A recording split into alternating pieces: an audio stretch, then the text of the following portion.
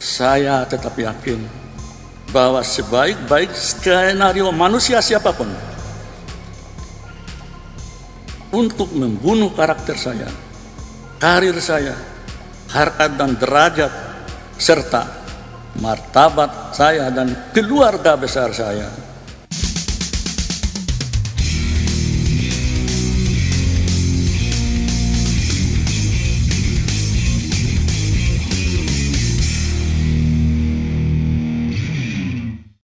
Putusan Majelis Kehormatan yang memberhentikan Anwar Usman, pamannya Gibran, dari kursi Ketua Mahkamah Konstitusi baru saja terjadi.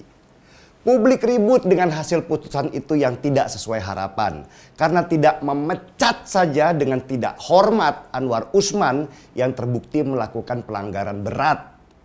Anwar Usman masih duduk di kursi Hakim Mahkamah Konstitusi meski kewenangannya sekarang dibatasi, yaitu tidak boleh mengadili apapun yang berbau pemilu termasuk Pilpres 2024 supaya tidak ada konflik kepentingan.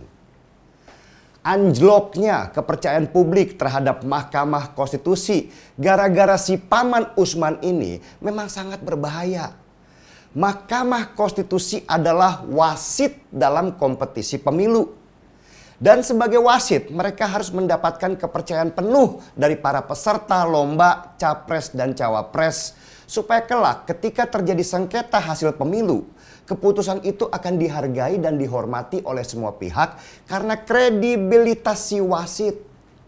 Lalu apa yang terjadi kalau wasit tidak lagi dipercaya karena terindikasi sudah berpihak ke salah satu peserta? Ya jelas chaos lah.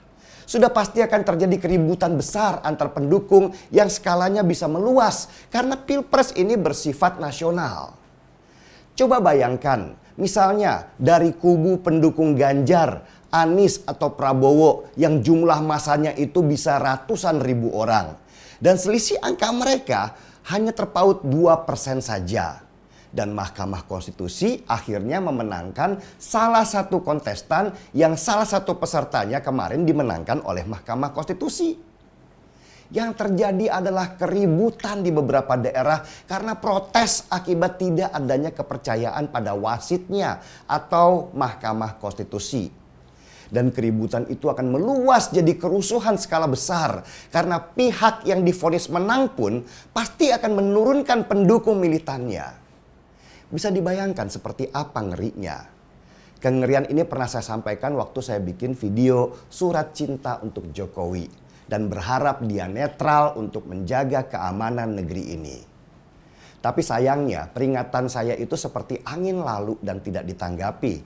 Malah Presiden Jokowi bikin manuver yang mendukung salah satu pasangan calon yang membuat banyak orang pesimis. Apakah mungkin pemerintah bisa netral di Pilpres 2024 ini? Dan yang bikin sebal adalah Anwar Usman, pamannya Gibran dan iparnya Jokowi yang baru saja dipecat jadi ketua Mahkamah Konstitusi. Bukannya mundur sebagai hakim, malah bikin konferensi pers curhat bahwa dia dizolimi, difitnah, dibunuh karakternya. Anwar Usman berakting sebagai orang yang tidak berdosa. Padahal sudah jelas bahwa Majelis Kehormatan menghukum dia karena pelanggaran berat yang dia lakukan. Anwar Usman seperti biasanya bawa-bawa nama Tuhan dalam pembelaannya. Seolah-olah Tuhan bisa dipolitisasi sesuai dengan kepentingan. Jijik kan? Geram rasanya melihat pejabat, apalagi setingkat hakim yang gak punya martabat dan harga diri dengan masih saja membela diri, bukannya mundur karena rasa malu yang tidak terhingga, seperti banyak pejabat di negara maju sana. Tapi publik juga tidak bisa dibodohi dengan air mata buaya Anwar Usman. Gelombang protes meminta Anwar Usman mundur dari Mahkamah Konstitusi atau bahkan dipecat dengan tidak hormat itu mulai berdatangan. Seperti protes yang datang dari Setara Institut, lembaga yang biasa mengamati perilaku intoleran di beberapa daerah.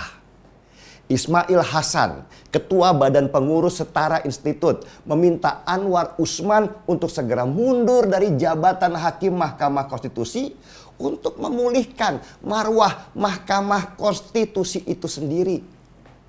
Ismail Hasan bahkan bilang bahwa pelanggaran berat yang dilakukan oleh Anwar Usman bukan lagi diputus secara keadilan berdasarkan Tuhan yang Maha Esa, tapi berdasarkan kepentingan untuk memupuk kekuasaan.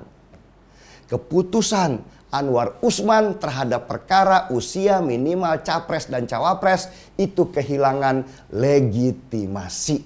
Begitu kata Ismail Hasan dari Setara Institut. Begitu juga protes datang dari Usman Hamid yang mewakili para tokoh dan guru besar dari kelompok Maklumat Juanda. Usman Hamid meminta supaya Anwar Usman mundur saja sebagai amanat reformasi. Kata Usman Hamid, Anwar Usman itu sudah tercela sebagai hakim. Keras kan? Usman juga meminta supaya DPR segera menerbitkan hak interpelasi dan hak angket untuk membongkar dugaan adanya intervensi terhadap pemilu yang dilakukan pemerintah sebagai lembaga eksekutif dan Mahkamah Konstitusi sebagai yudikatif. Desakan mundur terhadap Anwar Usman juga disuarakan oleh Muhammadiyah, ormas Islam besar di Indonesia. Muhammadiyah meminta Anwar Usman untuk segera mundur dari jabatan hakim untuk mengembalikan marwah Mahkamah Konstitusi yang sudah rusak karena dipakai untuk kepentingan keluarga. Mundurnya Anwar Usman adalah satu-satunya cara sekarang ini supaya Mahkamah Konstitusi mendapatkan kepercayaan masyarakat lagi. Meski tidak akan menggugurkan keputusan yang meloloskan Gibran, keponakan Anwar Usman sebagai calon wakil presiden. Yang saya heran, kenapa Anwar Usman itu nggak mundur aja? Seberapa besar sih jabatan di Mahkamah Konstitusi itu untuk dia? Apakah jabatan itu membuatnya silau karena di sana ada gengsi dan membuatnya jadi terhormat sehingga selalu minta dipanggil yang mulia? Apakah nggak cukup suara publik yang mencacinya dan memaksanya supaya mundur? Apakah harus adik-adik mahasiswa turun ke jalan bergelombang dan memaksanya untuk turun dari jabatan? Memalukan sekali perilaku Anwar Usman yang dalam setiap pernyataannya dia selalu membawa-bawa nama Tuhan. Tapi nggak apa-apa, tetaplah di kursimu Paman Usman. Kekecewaan masyarakat padamu akan tetap ada di hati kami dan akan terus kami ingat bahwa dirimu adalah bagian dari drama yang merusak konstitusi kita, merusak reformasi kita, merusak demokrasi kita. Dan saya juga akan terus menyuarakan kebusukan di Mahkamah Konstitusi ini supaya bisa mempengaruhi suara Gibran untuk terus melorot ke titik terendah karena orang sudah pada muak pada keluarga mahkamah. Mungkin itu hukuman sosial yang bisa kami lakukan. Hukuman paling maksimal yang bisa dilakukan oleh orang-orang yang tidak punya kekuasaan. Dan saya yakin jutaan orang akan berdoa yang sama supaya Gibran kalah. Karena itulah cara menghukum orang-orang curang yang bersembunyi di balik demokrasi dengan menghalalkan segala cara. Kalau Anda semua setuju, mari kita seruput kopinya bersama-sama.